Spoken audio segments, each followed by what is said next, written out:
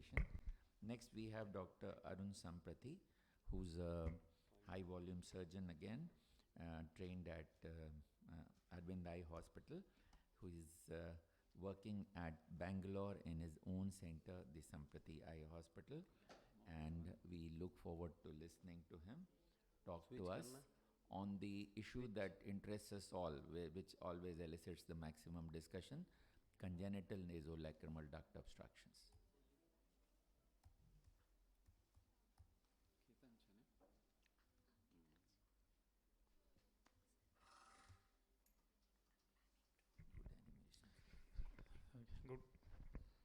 Good afternoon, everybody. First of all, I'd like to thank Dr. Shreya for giving me this opportunity to be here. So I'll be today talking about the management of congenital nasolacrimal duct obstructions. So we all know the anatomy of the nasolacrimal duct. See, this is a sac and this is a nasolacrimal duct, and the obstruction is usually at the valve of Hasner. So it's a very common condition affecting about 5 to 20% of normal infants. And before we go into the treatment as such, I would like to just touch upon the embryology of the NLD. So lacrimal sac is derived from the ectoderm of the nasomaxillary groove, and then that thickens to form a cord of cells, and then it sinks into the mesenchyme like this. And then in the 3rd month of gestation, there is a breakdown of the central cells, and that forms the lumen, and this is how the lumen is formed. And then the NLD is the last portion to canalize. So this has to open into the inferior meatus. So this is the last portion to be canalized. And this is where we get the congenital nasolacrimal obstruction, because this fails to canalize. This membrane fails to break, opening into the inferior meatus. So that's when we get the symptoms of congenital stenosis. So usually presents with the unilateral watering and matting of the lashes. And when you press on the sac area, you may have a purulent discharge. Sometimes it can have an acute infection causing acute dacrostenosis cystitis also.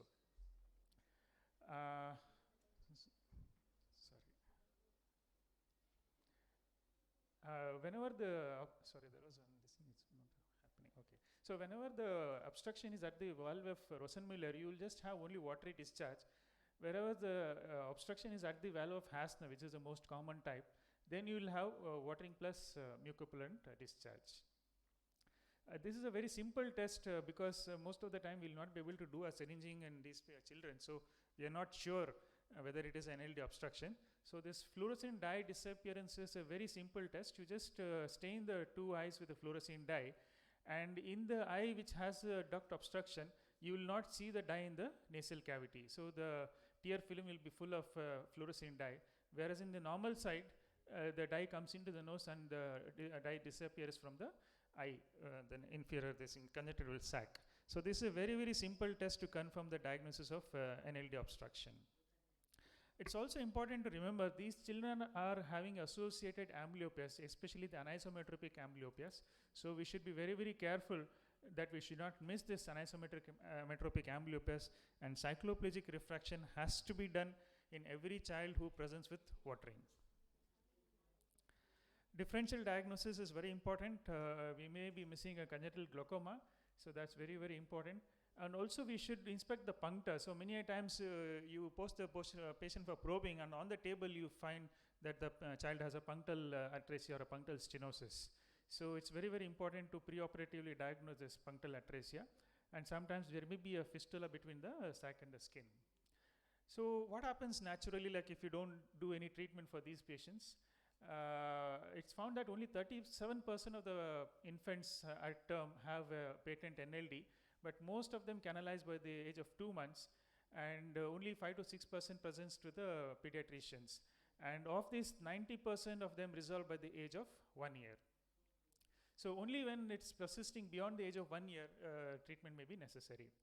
So management depends on the age of presentation of the child, the severity of symptoms, the concern of the parents, because parents are unduly concerned about the watery eyes, and general health of the child. So most commonly used treatment is the Krigler's maneuver. As we all know, it's a very simple procedure which the hydrostatic pressure is applied onto the nasolacrimal duct so that it opens up.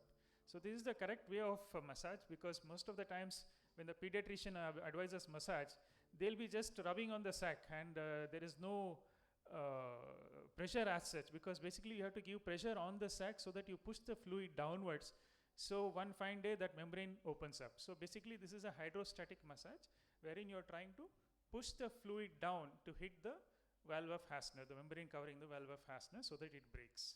So the proper massage is very, very important. Otherwise, there won't be any effect of massage.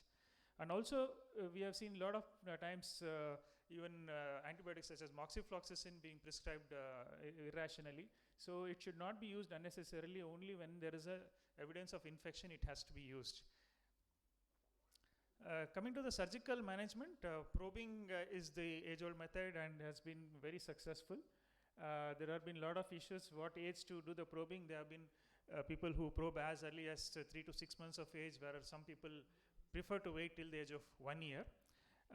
Also, in the West, some people have been doing something called the office-based probing, wherein without anesthesia, they just hold the child, mummify the child, and then just do the probing. But I feel it's a very risky procedure, may create false passages. So basically, in probing, what we do is we overcome the valve of the obstruction at the valve of Hasner. So you pass a probe, the Bowman's probe, after the dilation of the punctum, and then you try to puncture the obstruction which is there at the valve of Hasner, and it can be confirmed by using another metal instrument through the infimmatus, or Dr. Shreya uses an endoscope to confirm that one. So this is a procedure of probing. So just do a punctal dilation, and then most important before proceeding with the probing is a control of infection. So if there is infection either in the sac or in the nasal cavity, the chances of failure are very high. So control of infection is important. So once you pass the Bowman's probe, first vertically, then horizontally hit the bone, lacrimal bone, and then you angulate it downwards. You should not give any undue force. It just goes gently into the duct. And once you feel that, then you just push it forward. You just have that feeling of giving away. And once you do that, we also do something called a reaming, just to enlarge that opening. And I usually confirm the opening by using a dye, so that you can see in the nasal cavity whether the opening is there or not, or you have created a false passage. So during probing, we may have a membranous obstruction or sometimes a bony obstruction, which again has a high failure rate. And failure of probing is usually because of the improper technique. You create a false passage, or in presence of infection. As I said, infection control is very, very important. Or there could be a bony abnormality, or you operating on a very elderly child, which the bone probably is not responding to your treatment. Probing is an invasive and a blind procedure, as I told you, so it may create bleeding. False passage is quite common if you are not careful with the technique. And inflammation with subsequent closure of this thing is also there. So as I said, many ophthalmologists have also shifted to use of endoscope along with the probing, and this has improved the success rate, because you know where exactly you are pushing your probe. Sometimes if there is a failure of the probing, you may actually attempt a repeat probing. Many times this succeeds, but if it doesn't, we can do a silicone tube intubation of the lacrimal duct, so which also gives a good results, and we leave behind this for about 3 to 6 months and then remove the tube. More recently, balloon dilation of the balloon dilation of the NLD also can be done, but it's little expensive. I have no experience with this particular technique. Other modalities, of course, the conventional and the endoscopic DCRs, which have already been very nicely highlighted.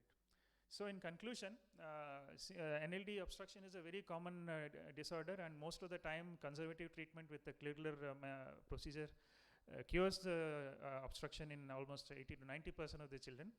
In the remaining 10% who may need the intervention, most of the time probing is sufficient, and it's a very simple procedure which each and every one of you can do.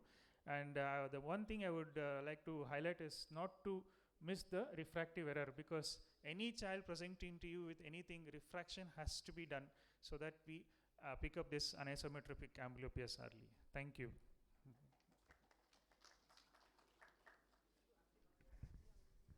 Thank you, Dr. Samprathi sir. There is some any question for Dr. Samprathi sir? Yes, sir. You can tell, sir. It's okay. Since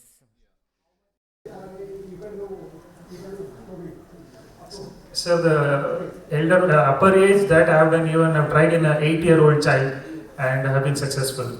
But most of the this thing literature says 3 years. Up to 3 years, it's very successful. But just to avoid a DCR, I have attempted in an older child also, but I have fortunately been successful in that.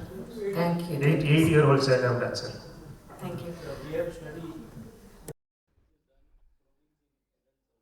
Ah, we have yes, published yes. that I think it study, should be works. attempted because it's You should always attempt. yes, sir. Yes. Yes, sir. It's a very simple procedure and doesn't need much this thing. So I think it should be attempted before you go in for a DCR. So how many of you are coming across the lacrimal?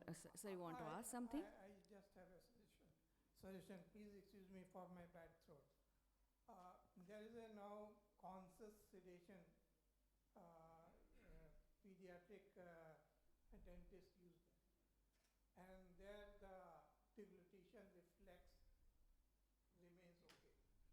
So there you can simply after probing, Can we do the confirm. syringing Very and nice. see the deglutition. If it is okay, there is no need to put the endoscope or any diagnosis. True, true, absolutely. So Normally I would do only twice. If two probings are failed, then go for a silicone tube intubation. and sometime only failure of probing happens because if you know the exact anatomy of NLD, surrounding which is a vacuoles which is made by blood vessels. So sometimes you enter your probe into NLD itself rather than breaking the membrane. So that gives bleeding and that heals fast because you have not already opened the thing. So you need to take care of that. How many of you are coming across the lacrimal injuries? Most of the people, right? So many. So I have just 5 minutes video if you would like to say. There's some innovation that you can find out the cut and easily. Are you ready, sir?